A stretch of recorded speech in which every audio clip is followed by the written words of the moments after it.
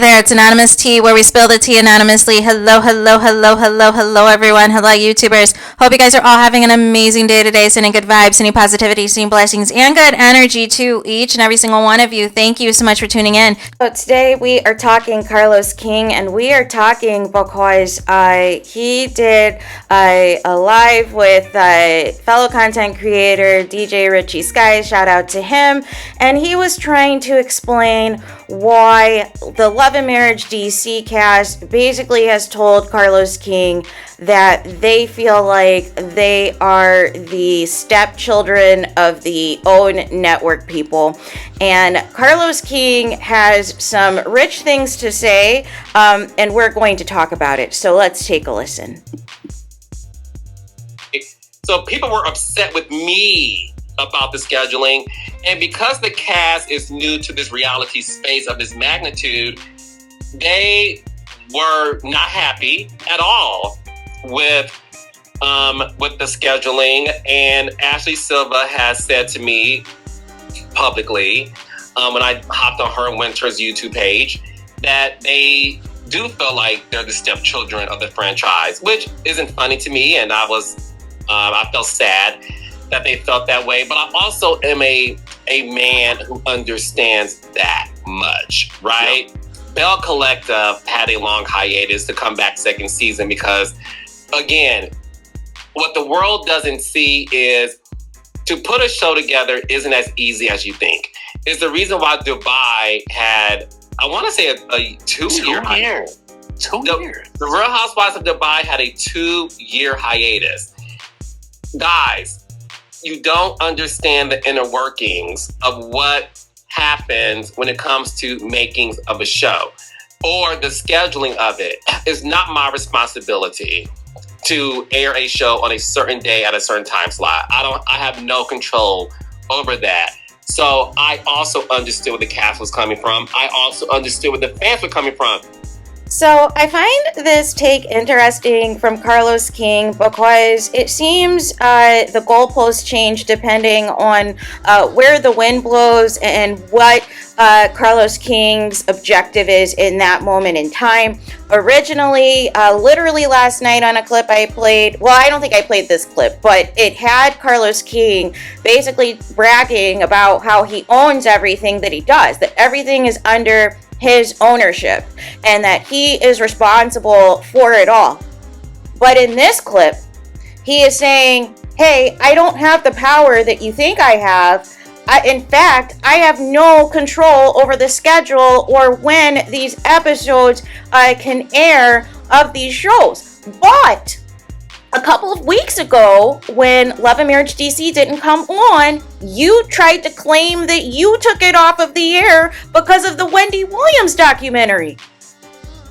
And then the other piece that you were leaving out in that conversation with DJ Richie Sky is you ignored the cast of Love and Marriage DC for nearly a year. Even if there was going to be delays with the show, you should have at least kept the cast informed, like, hey, I'm trying to work with the network. I'm trying to figure out what's going on, this and that. Originally, you were supposed to premiere on this date. Unfortunately, it's been pushed back. But the other side of it was the push to put out Love and Marriage Detroit, which didn't make any sense. And so the problem now is we're watching, nearly a year old footage? And they're trying to resurrect these old beefs from nearly a year old footage. It's not going to cut it. But to act like you have no control over this stuff, but you want to pick and choose when you have control. And this, again, another example of another reality star on the show that Carlos King produces, that Carlos King's, like Lexa says, this is his shows, these are his babies, that they're not happy, that they're not satisfied, that they do not like how they're being treated. And Carlos, he tries to, say, I understand this, I my feelings are hurt, I empathize with this, but you do nothing to improve the situation. You do nothing to build morale on these reality shows. You do nothing to eliminate the toxic work environment. You do nothing to eliminate these people being iced out on all of your shows. And this happened even with R&B Divas. This happened on Real Housewives of Atlanta before you left. there were people who were holding grudges and beef escalating to the point of no return. So this is a pattern where initially we think we're going to get a season of an ensemble cast. Everybody is going to clock in. Everybody is going to do the work. And then the same thing happens each time, Carlos, is you tend to be closer to the cast members that, for lack of better terms, are not as successful or don't have the same level of fan base compared to the other cast members. So you take them under your wing and try to, build them up and make them seem more important than what they are, and even going as far as to push through storylines that are not legit on their behalf to make them look elevated so that the casual audience who does not know all the behind the scenes chaos is going to be fans of them. But the problem is, if you're trying to present a false narrative to the show, and actively there are lawsuits and legal cases that are actively taking place against these people, it ruins the credibility of what is supposed to be a quote-unquote reality show and showing people's real lives. So this is the problem, is that there's not fair treatment. Listen, I've worked tons of jobs, right? You're not going to get along with everybody. Everybody's not going to like you, no matter how nice you are to people. It's just the nature of the beast. I understand that. But ultimately, everybody deserves to be treated fairly. There shouldn't be this resentment or this hatred or this bitterness that has been displayed both against Kandi Burruss and now Melody Cherie Rogers, to where you just let all this chaos, happen to them. And then when they keep calling you out about it and calling you to the carpet about it, you make it seem like you're going to make changes. You're going to improve what is going to take place so that everything can be back on an even playing field, and it continues to get worse. It continues to get worse, and it got to the point of no return on Love and Marriage Huntsville, to where they had to call a come to Jesus meeting with all the higher ups in Huntsville, with you included, to change the direction of the show because of all the backlash that took place when Letitia's mom was on the show and things were escalating to violence. So again, you have to hold yourself accountable here, Carlos. This is the problem at hand. The favoritism, the biasness, all of it. This is why the shows are sinking. This is why the shows are failing. If we saw people's real lives, if we saw what was really going on, if we stopped seeing cast members just hide behind one or two other cast members' storylines for the entire season so they don't have to reveal their truth and their real lives, that's boring. And seeing somebody iced out of a reality show, like you said yourself, we have the receipts on my previous video. You said yourself, it is not entertaining television for somebody to be iced out of a show. And that a show cannot move forward if people continue to be iced out of the show. And you even dragged yourself, but you mentioned the wrong show, right? Of course it's happening on Love and Marriage DC, but this started with Love and Marriage Huntsville. And it's actively happening now on Bell Collective. But you don't want to talk about that, and you don't want to talk about how separate things are right now, to the point that the cast members are scheduling events the same day as Mel so that they don't have to film with her. That's not an ensemble cast. That's not working together as a team. That is not, bringing a storyline to the viewers to see how the team that was supposed to be the quote-unquote original six, that was supposed to be building housing for the Black community to give back in Huntsville, and we are not seeing any of that. And we've repurposed the comeback group to the Black with the QUE Expo, but still, what is ultimately being done in Huntsville when it's all said and done?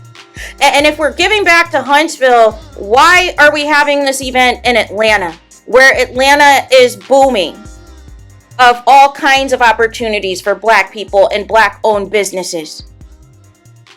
So again, if we're going to keep it a buck, Carlos, we've got to stop this. We've got to stop this. These people are telling you to your face. Melody Cherie told you to your face in January her concerns and how she didn't feel protected and that she felt like you knew all of this was going on and didn't care.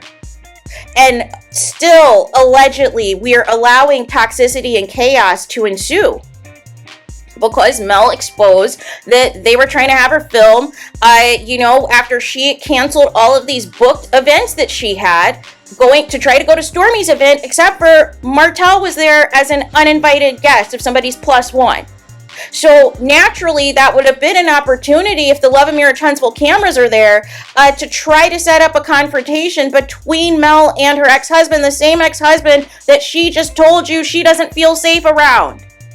That she has to have security and a therapist 24/7 because she doesn't know if or when her crazy ex-husband is going to show up and cause chaos.